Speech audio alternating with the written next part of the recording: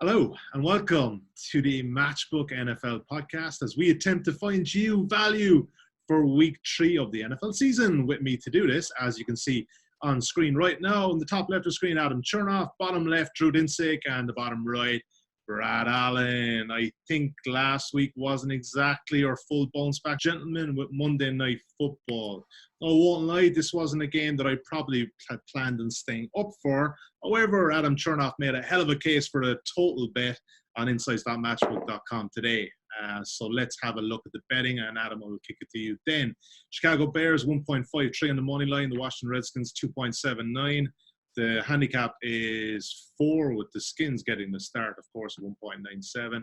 And the total is 41.5. Adam Chernoff, what is the angle? Let's go over 41.5, and we'll step it up just a little bit on this one. It's really one of those cases where the narrative is driving the market down, and people are absolutely hanging Trubisky out to dry, and probably rightfully so for a lot of the cases. He's had 2 very difficult games, just 120 pass yards against the Broncos. But let's look at who he's faced. He's faced the Packers within the division, who I don't think a lot of people watched that game correctly, if you can say such a thing, just because the Packers defense was underrated by a lot of folks, was really pressing about how this Green Bay Packers defense is going to be a top 5 unit by the time this season is done. Extremely tight coverage on everything he did. They were able to get pressure on him consistently in the pocket. And then he goes on the road to Denver, which is widely acknowledged by anyone who bets the NFL as one of the most difficult road spots, especially early in the season in September. That's always talked about, but then he still gets beat up for his performance despite all of that narrative, which sort of gets ignored within that performance. But now he gets to go on the road to face Washington. It's going to be a completely different opponent. The Redskins have allowed a 58% success rate on passes against. That's a significant step down in competition than the Packers as well as the Broncos. They also don't generate a lot of pressure. 31st in pass rush and 30th in adjusted sack rate through 2 games.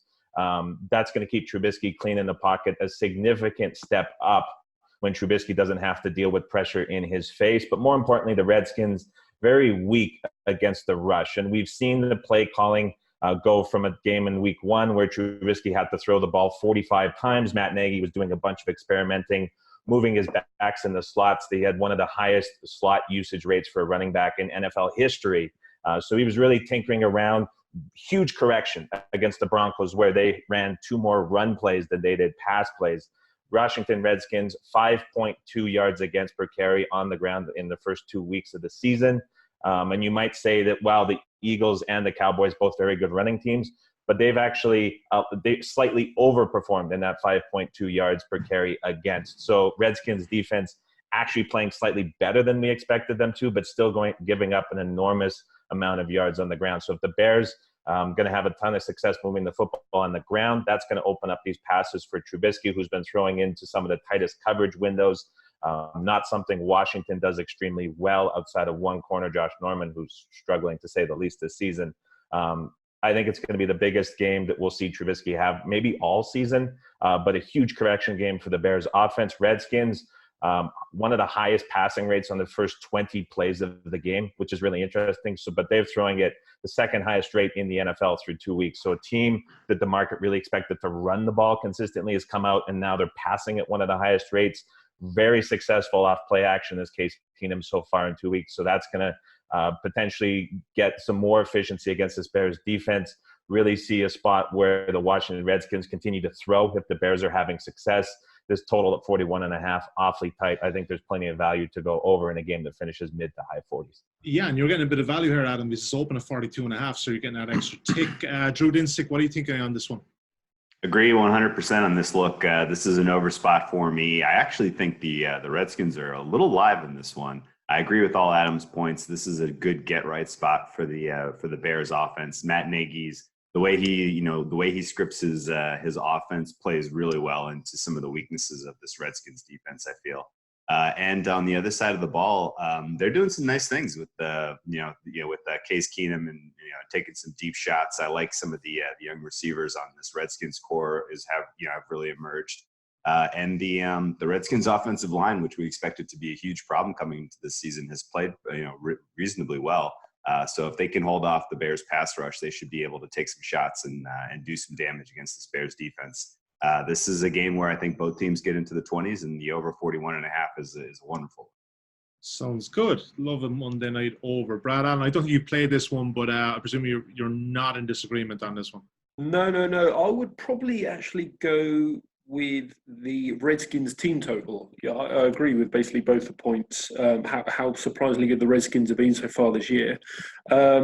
But I'm not convinced Trubisky's good enough to even score against this Redskins defense. They've got terrible numbers so far this season. Well, it's fine if they just stack up on the right or the left, because he can't throw on his left. So yeah, exactly.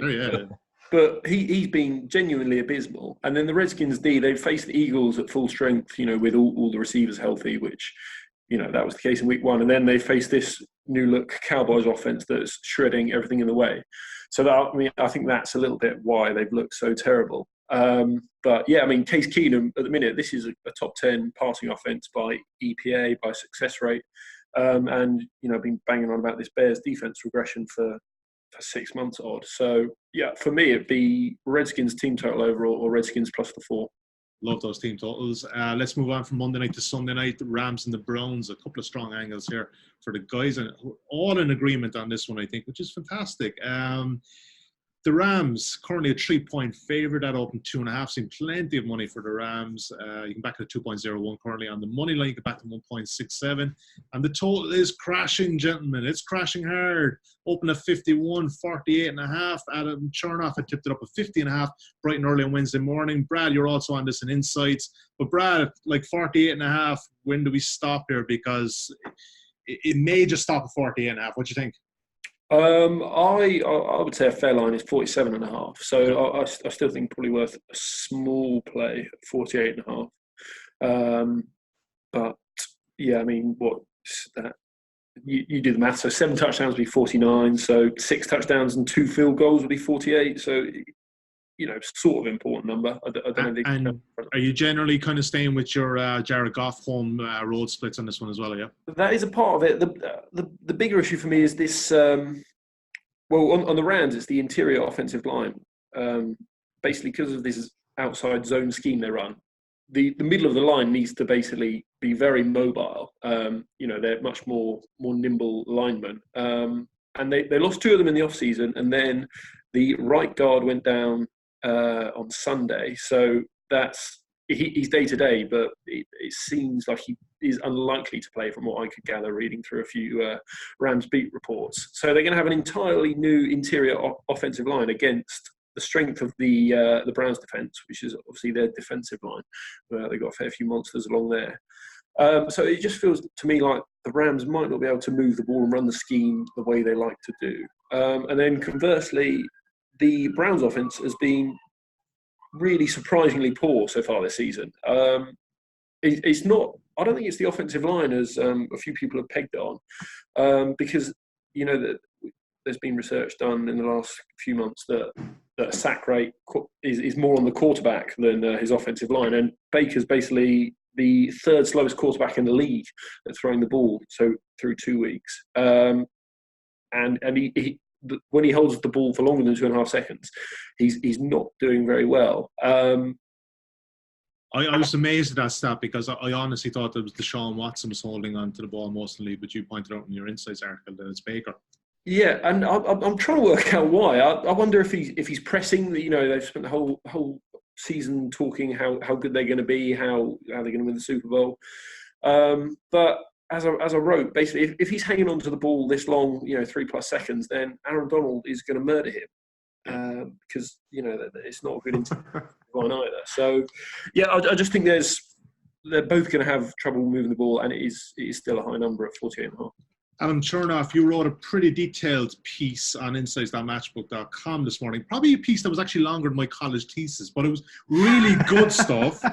It was very good, in fairness. So, but just condense that, why you're on the under here as well, because you made a compelling case why you're on the under with both teams. Well, you know me, this is year 3. Once I get rolling, I really get rolling. To continue on that Baker Mayfield point, which Brad makes, which is extremely accurate. So 3.35 seconds from snap to throw on average.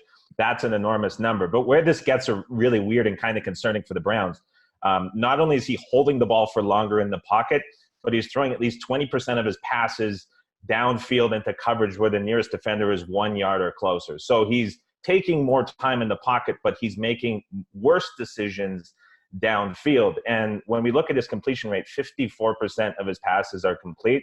There's other quarterbacks in that range. So we can look at Fitzpatrick, Newton, Cousins, Rosen, and Ben Roethlisberger. And so they're all in that. Ben's hurt, but we'll just use that for context's sake. All of those quarterbacks, their completion percentage is around Baker Mayfield, so 55% or less, but their expected completion percentage, they're all minus 11%. So they're expected to be 11% better completing all these type passes. And it's just the state of their team. Baker Mayfield, on the other hand, he's overperforming by 0.2% at 54% completion rating. So not only is he taking more time, making poor decisions, and throwing the ball into bad windows, he's also overperforming at this rate that we've seen so far this year. And a lot of it, too, comes down to pressure. His yards per attempt, 12.3 in a clean pocket to 4.2 when he's under pressure, 121 passer rating to 19.4. And he's facing pressure between 27 and 35% in the first 2 weeks of this season.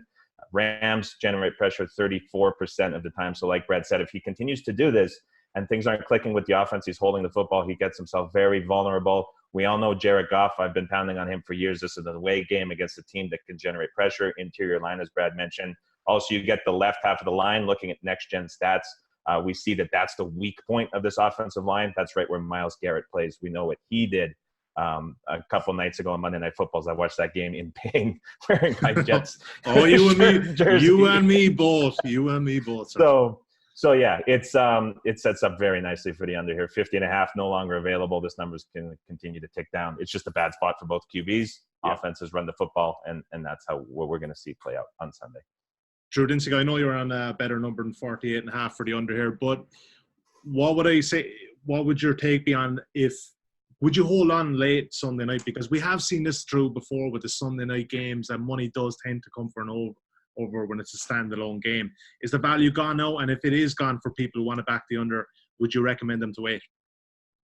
I mean, this is an interesting market overall. If you believe in the ticket counts that you see at some of the kind of the shops that report on that sort of thing, this has been the most bet game of the weekend. It's Sunday night, which is unusual because when you see sort of the kind of the public action on a Sunday night game, it's not until 4 o'clock. Yeah.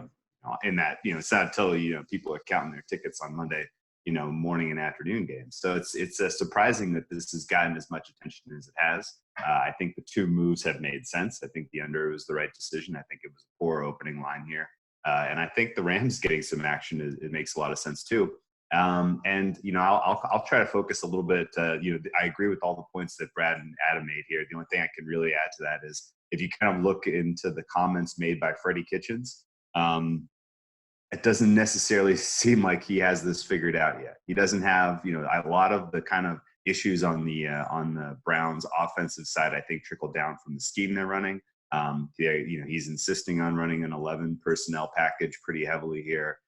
He doesn't have his third wide receiver in Higgins, who was, emerged in preseason as a very dynamic third option for them. And as a result, you've lost your, presumably you've lost your tight end for the foreseeable future due to the concussion protocol. So it's kind of a tricky issue in terms of how they're scheming this offense. And, he's looking for answers and, Baker Mayfield's taking too many hits. We got to get Chubb the ball more. I kind of wonder with that, Drew. Sorry for jumping in across you, but I kind of wonder with that, you look back at last year when he's an offense coordinator, and I wonder is he, when he's a bit more conservative and you're thinking of Baker Mayfield as a younger quarterback, but maybe he's just left the handbrake off too early.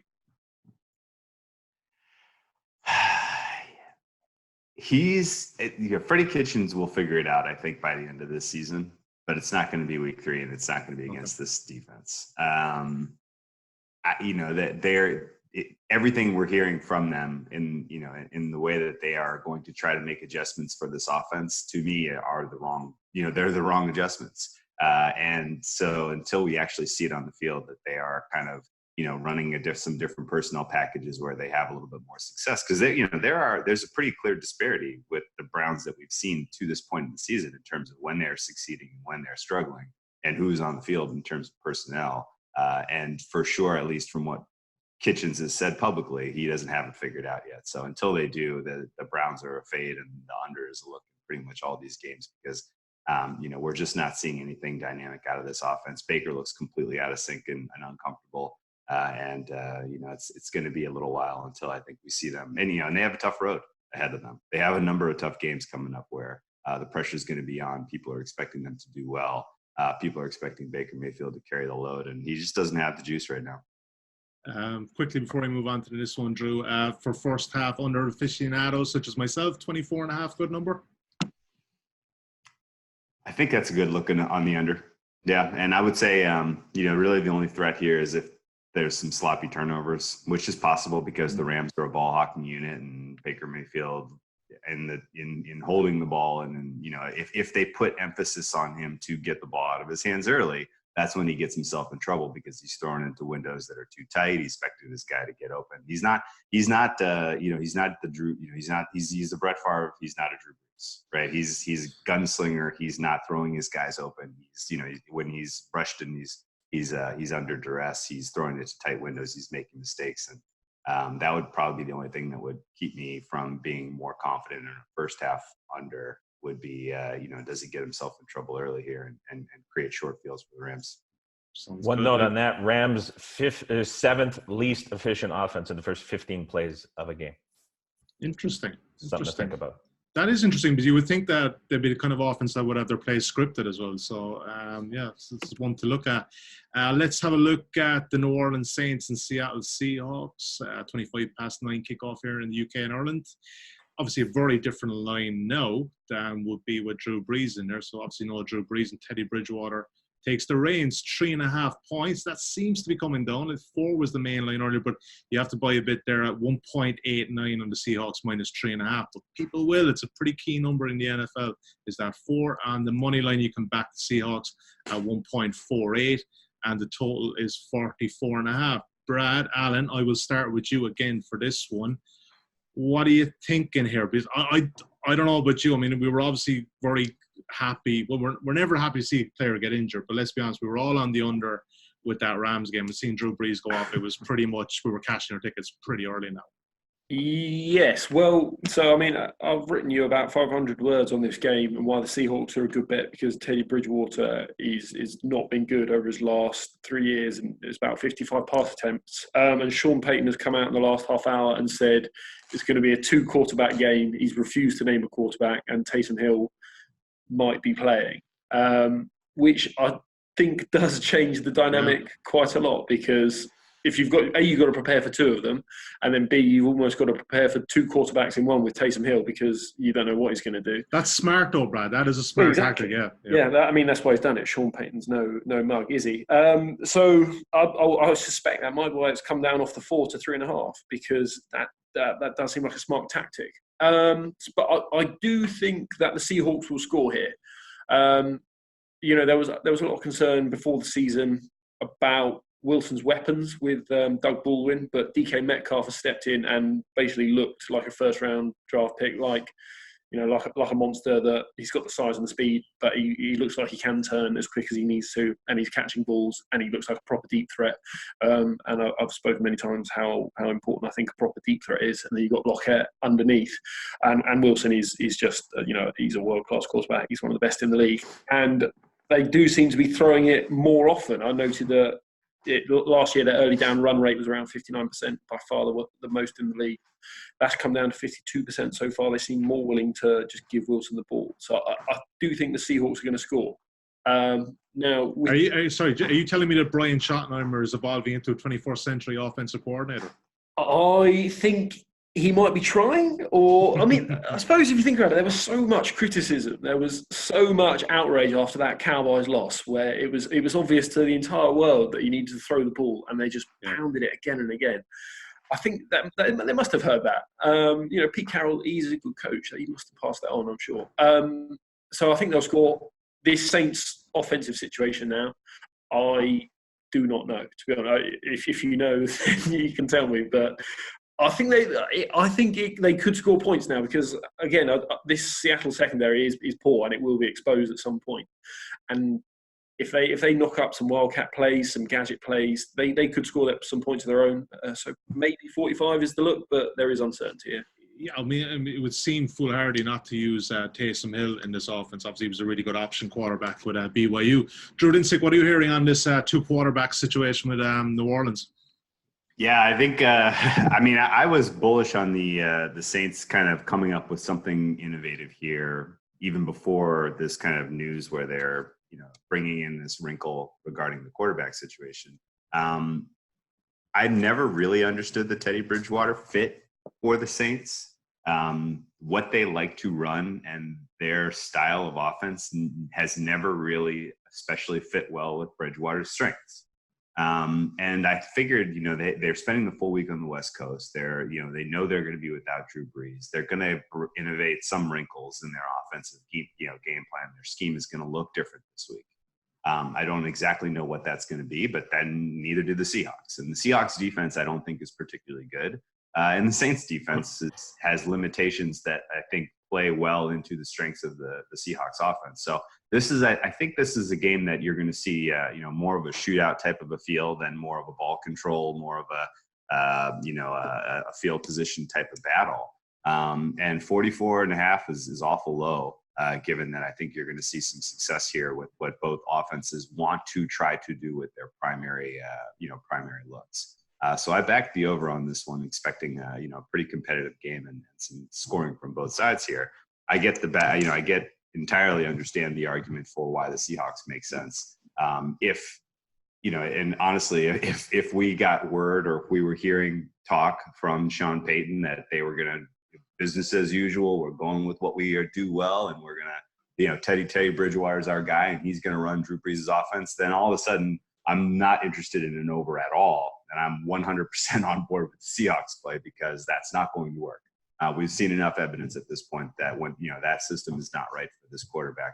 But they gave the guy legitimate money for a backup quarterback. They have they know what works for him, and they have Sean Payton is an innovative offensive mind. He should be able to introduce some wrinkles that can attack the Seattle defense with what he's got offensively. So I think.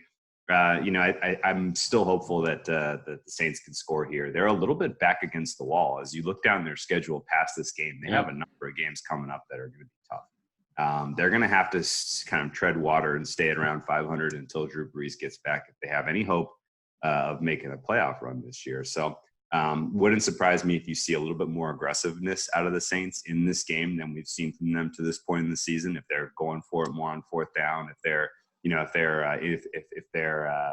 throwing more on early downs here as opposed to being kind of passive and letting the game come to them. They can't afford to do that in this spot. They've got to go after it and get a win here if they're going to keep their hopes alive. So, I'm looking for an over, expecting a competitive back and forth type of game here.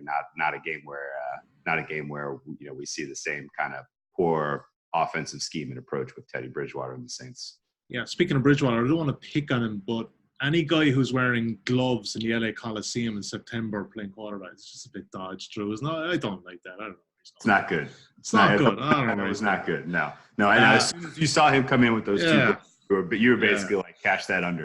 Yeah, exactly. It ain't going to work. Adam, before I come to you, Brad, you wanted to come back in and something Drew was saying there. Well, I know we're big on the first half unders on this show, but if the Saints do have these wrinkles, and the trick plays, they're probably going to roll them out early. So maybe the first half over would be the way before before the Seahawks start working them out, perhaps. I think it'll be the first time I'd ever back a first half over. Adam Chernoff, what are you thinking on this one?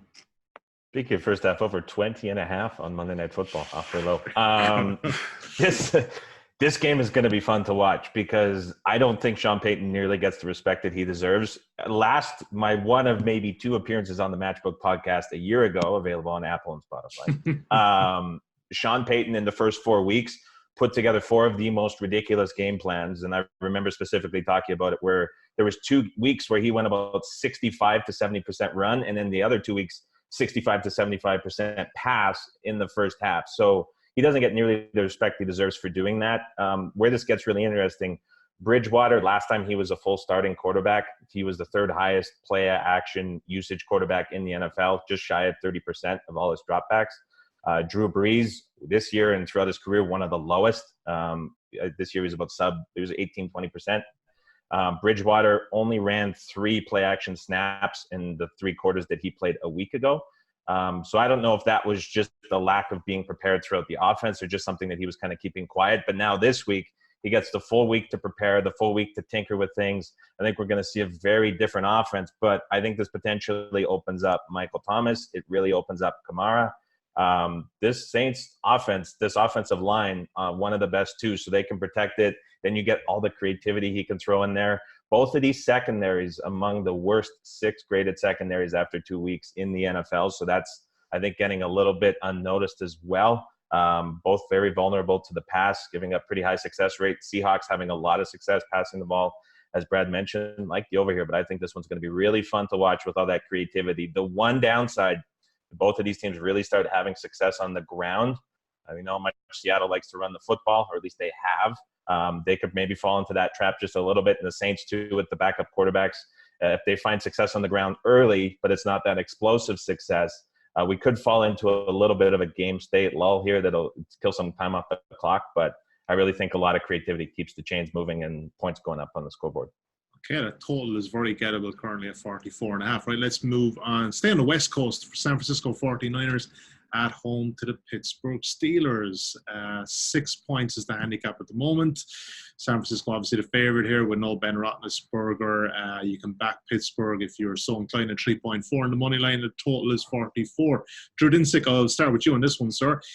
Funny kind of market here because the look-ahead line here was a pick with Ben Roethlisberger. I saw some 7 in the last 2 days. It was 6.5 when we were talking yesterday, and it's now at 6. People seem to be buying into Mason Rudolph just a bit. Yeah, can count me among those that have bought in. I did get down on Pittsburgh when it was an inflated line, and 7.5 point swing between Ben Roethlisberger and Mason Rudolph is maybe peak Ben Roethlisberger to Mason Rudolph would have been fine, but what we've seen out of him and what we've seen out of Pittsburgh, I honestly, I was not in love with anything that we've seen with their offense. It was stale. It was predictable. You could kind of telegraph when they were, when a pass play was coming, they were getting, running into stacked boxes, all kinds of minus EV decision making.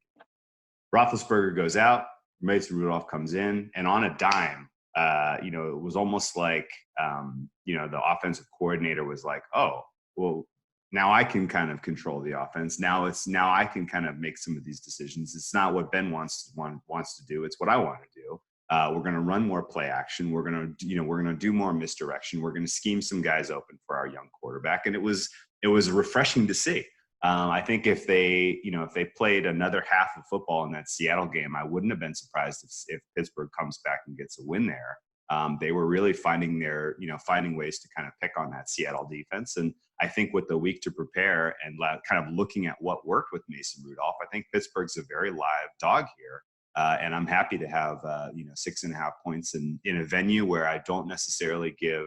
We joked. I was joking on the podcast. You guys both kind of caught wind of this. I am very cool on home field advantage right now in general across. You are more than cool, sorry. Cool, it just doesn't matter. Right now it doesn't at all, right? Among those places where I have especially cool on home field advantage is San Francisco. These afternoon games in the early part of the year, more than half the stadium is in direct sun. People don't show up for the kickoff. They just can't be out there. It's too damn hot. On top of the fact that, you have a little bit of a laissez-faire attitude in Silicon Valley as far as going to these games. What was this that they weren't showing up to the games, but they had shit Wi-Fi in the area? Is that true? Yeah. That's such a Palo Alto, Silicon Valley. Yes, without a doubt. And plus traffic can be nasty. Getting down from San Francisco to Oakland to Santa Clara is not easy. There's no BART yet, although we're working on this. So in general, this is not going to be raucous home field difficulty for the young quarterback to get his protections and get the snap off. You have a veteran offensive line full of players who kind of can be the lead, fill the leadership vacuum of a guy like Roethlisberger going out. I think you're going to see a spirited effort here from the Steelers. And, I hate to use kind of the addition by subtraction narrative nonsense in general, but there is a whiff of that with Ben Roethlisberger and the Steelers. He has not been playing well this season. He has not been sharp. And this wouldn't surprise me also to see, on the other side of the ball, a Niners team that is kind of buying into their own hype a little bit, 2-0 with 2 wins on the road. I think, they may look at, how well they performed and think that they got this and, they should be able to beat a team with their backup quarterback, when in reality, I think this is going to be a dogfight. And I'm happy to have out to about a touchdown here with the underdog. Before I kick at the other guys, I just want to talk about Mason Rudolph for a second. I do watch a lot of college ball, and I think one of the main reasons why he got drafted so low was that the last Oklahoma State quarterback that was taken anywhere pretty high was Brandon Weeden. If you can remember him, he started Cleveland, and he was an absolute flame out even with the Cleveland Browns. So I just think his stock and that offense and the Big 12, and you're playing out of shotgun, you're playing hurry up, but the NFL game has evolved, and this guy is a player. I have that feeling when I'm kind of with you on this one, Drew. Adam Chernoff, any thoughts on this one? September 18th, it's 8 degrees in Alberta, Canada. There's not an NFL team for 1,200 kilometers, and people in California are complaining that it's too hot. Boy, what a soft bunch of fan groups. My goodness. Not Drew, though. Not Drew. We're on about the whole Palo Alto kind of crowd. Drew doesn't really get up, make the drive up, back the over, and sit in the stands. And so, no, I don't know. 6.5 points seems large, but I think the 49ers getting a little bit disrespected after the first 2 games, pointing to the schedule. Those were 2 games that week 1 was a bit rocky, but that's a tough spot to be in. And then week 2, that blowout of Cincinnati was entirely deserving. And the thing that really worries me within this matchup is probably the Steelers secondary, which might be one of the most underwhelming units in relation to the market of any unit on either side of the ball through 2 weeks in the NFL. So if that last week game against Cincinnati was any indication of how explosive this 49ers offense can be, it's probably going to be pretty problematic for Pittsburgh to defend going on the road here. It puts rookie quarterback or first-time quarterback starting in a tough spot for Mason Rudolph playing catch-up. I'm not betting this game side or total, but I think that it's an ugly game. I think it's probably the right amount of movement, maybe slightly low in favor of the 49ers, actually. Rod Allen, what are you thinking? So, I mean, I listened to Drew's podcast last week where he was. It was like I walked home from work on Monday evening. It was so much fun. It was smiling. Yeah. And he's raging against backing these bad teams, and it feels to me like he's backing a bad team with a bad right here. So I was reading studies of the last long-term successful NFL quarterback starter picked in the 3rd round, and there's pretty much one, and it's Russell Wilson. And there's a reason he fell to 3rd round, because he was 5'10" or 5'11". Nobody knew if it would work. This guy he's 6'5".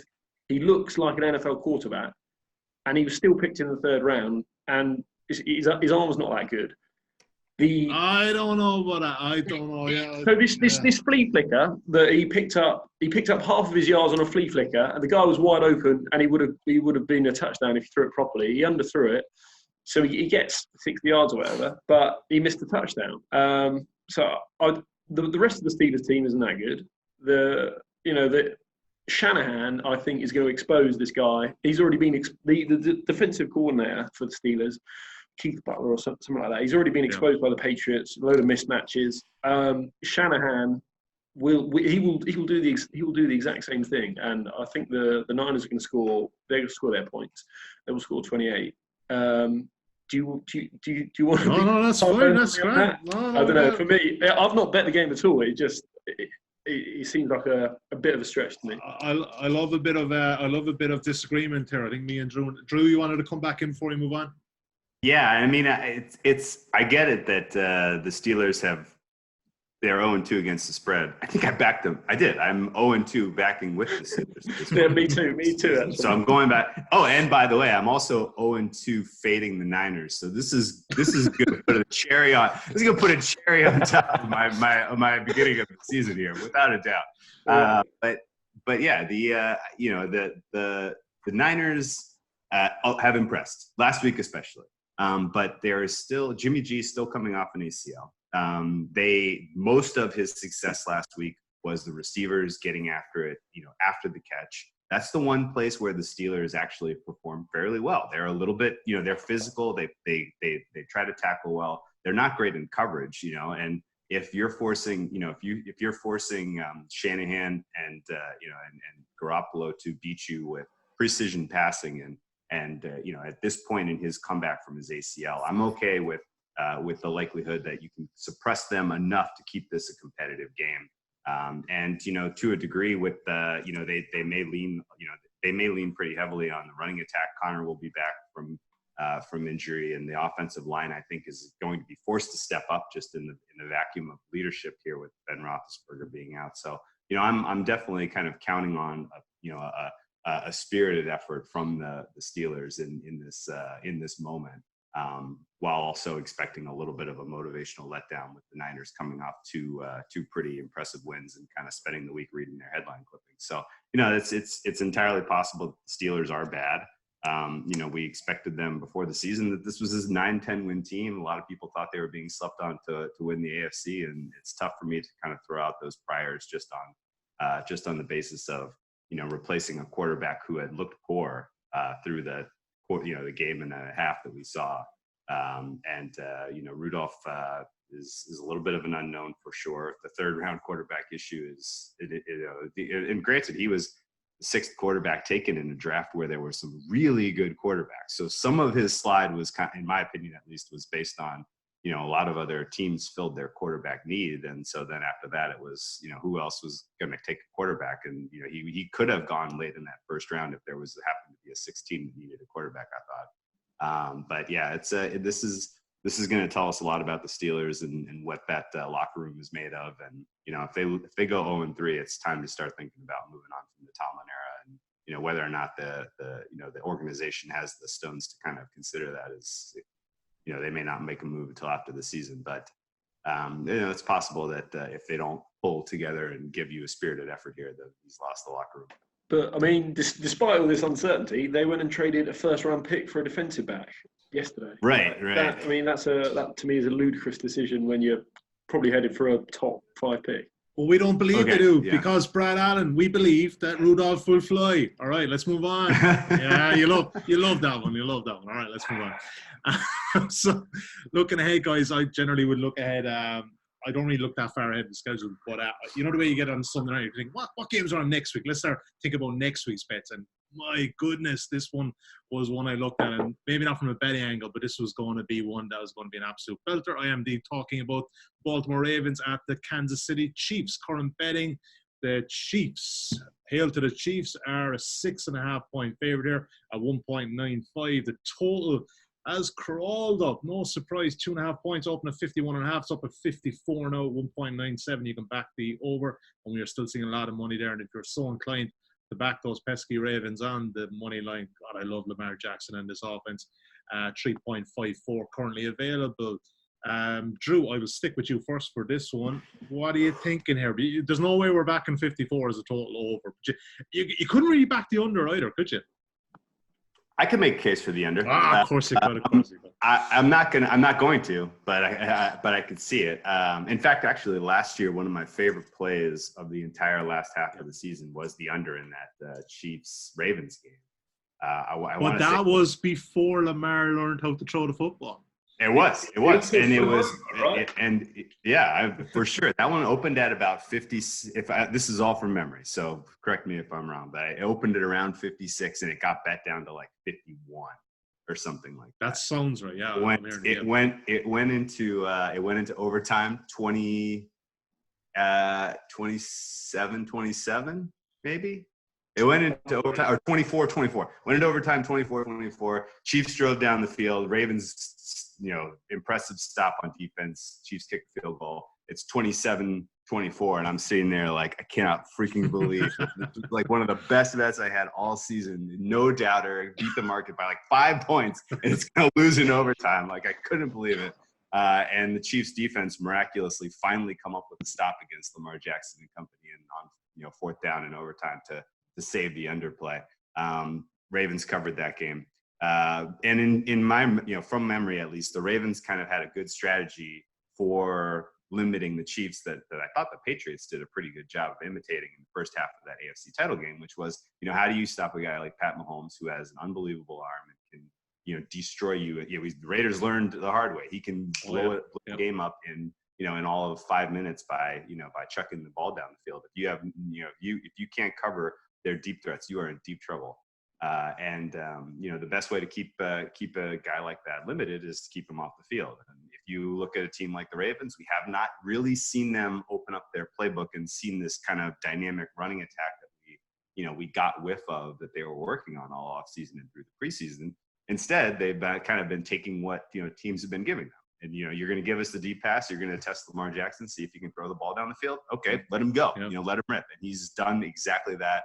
And he has destroyed some pretty weak pass defenses. Oh, by the way, the Chiefs' pass defense, not exactly impressed by them. Although I don't think that the Ravens really want to get into a shootout here. They have some limitations clearly in their pass game that we saw last week against the Cardinals. Cardinals, again, that game should have probably been a 50-ish point game. Kind of weird that landed right on 40. But either way, I think you're going to see a Ravens approach here that keeps them competitive in this game. Finally, not backing a terrible dog here, although I know I am backing someone on the road because I'm disrespecting what could be really very impressive home field advantage. This is the Chiefs' home opener here. But this is a spot where I like, I've been talking up the Ravens going on a month now. Kind of have to put my money where my mouth is, backing this team in a spot where I think they're going to be competitive. Absolutely ferocious defense and ability to rush the passer. You've got injuries limiting a lot of the offensive line. If they can get after Pat Mahomes and make him even remotely uncomfortable, that gives them a shot. If they can play keep away with their dynamic running attack, that gives them a shot. They may just be that good of a team where they are in the conversation with Kansas City, and this comes down to kind of end of game scenario here. And team with the ball last wins. I'm happy having 6 points in that spot, so I back the Ravens here, and I'm pretty excited for this game. Which one of you guys has been backing the under since Drew started talking this after falling from 54 to 53? Adam Chernoff, was it you? I was not. This is a good game to run away from, in my opinion, but I think the Ravens deserve a bit of a deep breath in terms of how highly they're getting pumped up. Dolphins and the Cardinals. Let's cool it. And if we dive a little bit deeper into that box score with the Cardinals, Arizona plus 0.4 yards per play. That usually means that the team's going to win by about 2 points. Cardinals end up losing by 6. Arizona first downs, the Baltimore 13, 10, and 9. None of those turned into touchdowns. In a 6-point game, that gets awfully interesting. Baltimore's going to have to run the ball. Lamar Jackson not likely to have the success we've seen him throwing the football. You got the Miami secondary, and then you got the Cardinals without cornerback number 1 and 2. That's led to a lot of success. Certainly a huge improvement for him this season. But I think going on the road to Kansas City to face the much improved secondary in Kansas City is going to be his obviously toughest challenge of the season. But I think it's going to taper things just a bit. The handicap for this for Baltimore to win the game is moving the ball on the ground. Really depends on how efficient the Kansas City offense is going to be against this Ravens defense, which is surprisingly, and I was interested to see this, I thought it was a mistake, have given up a ton of explosive plays, 345 explosive yards on 10 explosive plays. That's just slightly better than the Oakland Raiders, who got absolutely tore apart by the Kansas City Chiefs. I think the number, both the total, maybe the total's a touch high, but the point spread probably bang on here. Not a game I'm going to get involved with. Brad Allen, what are you thinking? I think in this total move to the unders, possibly weather related. I'm looking at a 64% chance of rain at the minute, because I made it about 55 just off the numbers. I don't think the Chiefs will stop this offense. We saw what's his name, Gardner Minshew did to them, 24 of 27 27 or 22 or 25 for 250. I likened the Ravens to the Carolina Panthers when they went 15-1 and went to the Super Bowl, where if this Lamar passing explosion is real, and it seems it is, he's making all these throws. It's not like, you know, you can be open by 2 steps. You still have to make the throw 50 yards downfield, and not every quarterback can do that. And he has been doing it so far. And I think, given his age, I think it's fair to assume he can grow in the off season. And yeah, so basically because of his legs, you have to. It stresses the defense in a way where they have to either commit to the option. So, you know, a man has to take him, and then a man has to take the running back, and then you've got an extra man deep who would. You know, you've taken him out of you take the deep safety out, brought him down in the box, or it's the reverse. So they stress you in unique ways, and I think they will score their points here. So yeah, I agree with Drew essentially that Ravens plus 6.5 is probably the bet here. All right. Yeah, Brian, just quickly enough before we move on, because, you know, you've discussed before with these high totals. Obviously, it's 53 here, and you're getting points. Would you not be kind of tempted to have a nibble on the Ravens 3.54? I would be, but I've backed, I think, at least 4 or 5 big money lines this year, and none have won, and a lot of them have covered. So it's my you know, I know logically I should back the money line, but they're due. Yeah, when the Ravens lose by 3, and they go, oh, that was another good bet, pissed away. There you go. Look, I think we were talking off air. It seems to be that kind of start for a lot of people this NFL season, but it's a long way to go. It's a marathon, not a sprint. Right, last game we're going to cover in a bit detail. The Lions at the Eagles. 6.5 currently is the point spread. The Lions getting the start, 1.97. You can back them on the money line at 3.48, and the total is 46. That opened at 49.5. If I had seen that, I would have been all over it. Adam Chernoff, I presume you would have disagreed with me, because I think this Lions team are trending as a really strong unders team. Yeah, I think they're a really strong under team, and I think they're kind of an inflated team overall in terms of the point spread. That game last week against the Chargers, really every single number, if you go back and recreate the box score, suggested LA should have come away with a victory in that game. Plus 1.0 yards per play, plus 2.1 yards per rush, and 7.8 yards per pass. Those are big numbers, and they only put up 10 points. Drives of 77, 42, 62, and 52, which all got inside the 24-yard line, resulted in 0 points for the Chargers. Figure that one out. So Lions lucky to get away with the victory there. I think that sort of painted them in a much more positive light than they should be. I don't think, despite the injuries with the Eagles, which is really affecting this number quite a bit, 9 players left the game against Atlanta on Sunday night. They skipped practice today, which is being a slightly bit overblown because they play next Thursday. Peterson's being kind of smart about this, getting all his guys an extra day of rest, not necessarily forcing anything. I don't see how the Lions have any success on the ground. This is going to isolate Stafford to need to have a big game. Throughout his career, he's wildly disappointed away from home, especially against good competition and playoff teams like the Eagles are poised to be. I think this Eagles roster, just because of their depth, despite the injuries, which we still don't necessarily know the severity of, some playmakers are going to be out there, but I don't see really the upside in backing Detroit here with Matt Patricia on the road. Concerning what he did against the Arizona Cardinals, I think you're probably right with potentially looking to the under, but it's another game I'm going to stay away, but I don't see the case here for the dog myself. Stay away for Adam. Drew, what are you thinking? I'll make the case for the dog. I backed Detroit here, plus the money. I'm expecting, and a lot of it based on expecting the skill position players for sure. Do you mind me asking, Drew, what kind of number did you get? Did you get the 7? I think a 7 and minus 110. Yeah, or a 7 at 1.900909. I love that. You're keeping the decimals first. There you go. Stay on the matchbook brand, Drew. Love it. Yeah.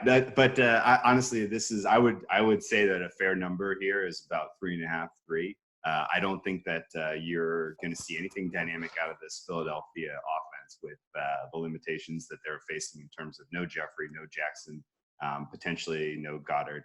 All those guys I know are day-to-day, but I don't think we'll see them this week, and not expecting to see Jeffrey next week either, just based on the severity of the injury there. And that to me plays into, okay, if you're Philadelphia, how do you approach this game? Like, you're clearly going to try to shorten the game a little bit. You're going to try to kind of force Stafford to make some mistakes. You're going to try to play a little bit of ball control field position here, which obviously plays into an under, and it makes that under move that we've seen this week make total sense to me. But I think the Lions are absolutely live in this one. Stafford has shown an ability to, at least in the handful of games where he's gone against especially weak secondaries, he's shown an ability to pick apart a pass defense here. And nothing that we've seen to this point in the season from the Philadelphia secondary suggests that they have much of anything in terms of coverage. I don't think he's not going to be thrown into tight windows. He's going to have some space. If they have any kind of innovative play design from a passing standpoint, I think you're going to see them move the ball through the air pretty comfortably. This may come down to who's converting in the red zone, who's versus who's kicking field goals. At a touchdown spread here, I'm pretty happy having the extra points. And this is the Eagles are doing a little bit of the sort of, we're contenders and we know it. We're not really taking these first 4 weeks super seriously. We're going to let ourselves get healthy and we're position ourselves for later in the season, which is a bold strategy considering the Cowboys got such a soft start here, and they're going to race out probably to a 4-0 type of lead. So a little bit of trouble in the water in Philadelphia if you're this injured this early in the season and you're not necessarily playing your sharpest football. Definitely going to have my eyes open for an upset here from Detroit. All right, a live dog at the link. Brad, what are you thinking? Yeah, I've not bet it, but I'll probably agree with Drew. I mean, wide receivers do matter, and if you lose Alshon and Deshaun, which I probably agree, it seems like the beat reporters think that's probably going to happen. If they are out, then I think 6 it will be a bet for me. Just looking at early numbers this season, passing success rate, Detroit are at 55%, Philly are at 46%. So if we're going to have the healthier team that's produced better so far this season, obviously Wentz, he was taking shots in the ribs, he was out of the game, getting checked for concussion and all sorts. He's not going to be up for more big hits and holding on to the ball. So, the 6 would be valuable if those receivers are confirmed out. All right, before we get to our best bet of the week, I'm just going to ask for a bit of any other business. Because obviously, guys, we only have so much time on this podcast. We want to keep it under an hour if we can. Drew, what else are you kind of looking at elsewhere that you're liking? Well, I bet into this under in Green Bay, looking at 2 offenses that I think are pretty underwhelming against 2 defenses that are legit. That number should have been about 40 as far as I handicap it. I bet into, let's see, we covered, I think we hit all of my other plays. I only have 7 in action this week. So under in Green Bay, under in the Rams, over in the Monday Night Football game, over in the Seahawks. And then I like 3 dogs on the road. So hopefully, knock on wood, that continues not to matter this week as I'm looking for Lions, Ravens, and the Steelers. All out about. I love how you say you only bet 7. That's brilliant, Brad. I think you're definitely in agreement. Yeah, exactly. Brad, you're in agreement on one of those. At least I'm the under with Green Bay. Yeah, that's going to be my best bet when we get to it. Don't spoil it, Brad. Well, you bloody spoiled it, Sully. You said it. That's your bet. But no, I'll tell you that later. What's my any other business? I would say it's probably it's definitely going to be the week I have the least bet so far. There's so many injuries to quarterbacks. There's so many key players out. We've got 2 21-plus point spreads, which I don't know what to do with. I'm finding it quite a tough week. We've got a new quarterback in the Giants game. I did like the Giants before then, but I don't really know what to expect from Danny Dimes. So, I'm finding it a tough week, to be honest. That's okay. Adam Chernoff, anything else in your docket? Tom Brady, round 6, pick 199. Luke Falk, round 6, pick 199. Both get their first start week 3 of the season. Tom Brady 2000. It's a coincidence. I don't know, but I'm just saying Jets Dolphins money line parlay 280 to 1. So I'm just throwing it out there. Away teams 21-10 against the spread. That's not going to hang up. Let's touch on that before we get to best bet, guys, because I mean it has to be a long time in the NFL that we're looking at to plus 20. I can hear you sighing here, Drew. We were discussing this. This isn't college ball. It's starting to become that way. This is starting to become like SEC versus MAC kind of stuff. So let's have a look. Dolphins plus 21.5. So we're over that key number, as if that care. It's not going to bother anyone back in the Dolphins the Cowboys minus 21.5. And let's look at the New York Football Jets. Let's bring up our beloved Jets on screen here, Adam Chernoff. 22. That's actually come down a bit. So someone is actually backing that. I don't know where to begin, Drew. Let's quickly go through this. 22-point handicaps in week 3 of the regular season. If we learned anything about the Dolphins, the key number is not 21; it's about 40.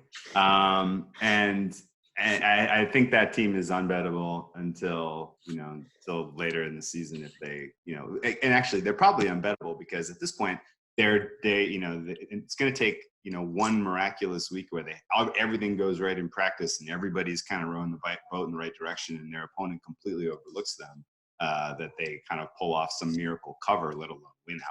So they're an easy stay away at this point, just the way that organization has devolved. It's sad. Jets, on the other hand, with the injuries to the quarterback and Luke Falk getting a start in New England is brutal.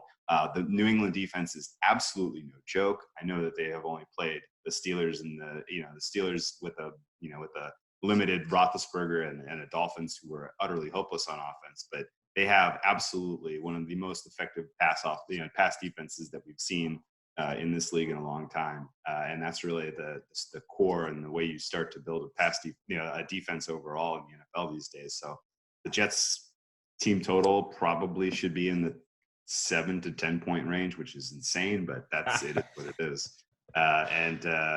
You saw. I felt like you saw on Monday night, Le'Veon Bell gave it everything. He really left it all out there. It looked like he was gonna cry at the end of that game. He was like, I can't believe I've done all this, and then he fumbles, and then. He was really wearing how much he tried in that spot, and it was tough to see. All because of mono. Fucking mono. Yeah. Jesus fucking. I don't know if Adam Gase has got the goods, man. I think that he's probably one and done in New York at this point. It's not going well. You ask any Dolphins fan, he hasn't got it. Joe, I just have to cut across here. Was Brad wanted to come back in here, and we're short of time. Prof. Well, quite quickly. I'm always looking for spots where the models that drive the market can't necessarily calculate something, and models traditionally are worse at the tails. They're worse with the extremes, and I wonder. I've already seen it this week. A few sharp guys going, "Oh, my model's telling me I've got to back the Dolphins again," and there will be people that do it because their number's 18, so they're going to back it. And I'm wondering if perhaps the Dolphins are an expansion team. They are not an NFL team. They've traded away all that talent, and it is kind of this outlier. And there might be value backing against them because they can't score. They can't. It's a historically bad offensive line. Fitzpatrick literally has no time. They get no separation, and accidentally, Patriots weren't trying. They were sort of strolling to the line, run play, and they won 43-0. They weren't trying to win 43-0. A couple of pick sixes, but. If the other team is so bad, you can't help but win. Yeah. Like that. And I wonder if there is a little bit of value on the Cowboy. Nothing worse when you stumble into a 43-point win. There's no two ways about it. Right, guys, almost out of time, so we will go round the quad box for our best bet of the week, and we should start in the top left. What do you, Mr. Adam Chernoff? Need a win for the video. Monday Night Football over 41.5. You can double it. Lock it in, Drew Dinsick. I'm sticking with my Ravens. Ravens been riding them all preseason, weeks 1 and 2. Supporting this squad is for real. They're going to get the win in Kansas City. Fly Ravens, fly. Brad Allen. We'll go Packers and Denver under 43.5. Sweet, my one. Coming off a win, guys. Believe it or not. Team total Bucks over 26.5. Giant secondary is an absolute disgrace. They're abysmal, and I don't think Daniel Jones can line up as free safety either. So I don't think it's going to make any great difference. Look. Yeah, there we go. And I think that's a good spot for the Bucks.